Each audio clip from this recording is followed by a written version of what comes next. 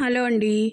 నిన్నటికైతే వంట అయితే ఏం చేయలేదు, ఫుల్ బిజీగా ఉన్నాను కాబట్టి పచ్చిమిరపకాయలు వేరుశనగకాయ విత్తనాలు వేసి పచ్చడి అయితే చేశాను. చాలా టేస్టీగా వచ్చింది. వేరుశనగ పప్పును వేయించి మిక్సీలో పొడి కొట్టుకున్నాను అనమాట.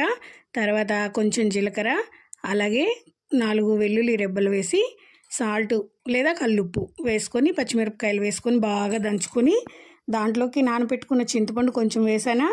ఆ తర్వాత ముందుగా వాడిచి పెట్టుకున్న టమాటాలు వేసాను.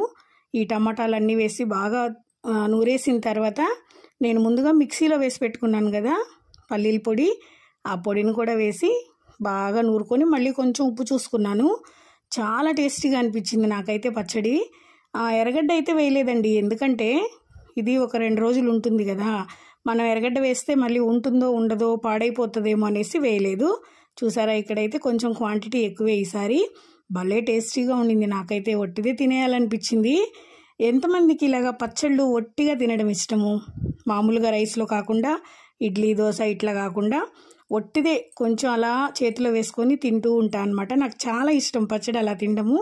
ఇంకా పచ్చడి అంతా తీసేసిన తర్వాత ఇంకేముంది, ఎప్పటిదప్పుట్లాగా రోజులాగే రోల్ అంతా నీట్గా క్లీన్ చేసేసా. పచ్చడి అయితే మాత్రం టేస్ట్ అద్దరిపోయింది.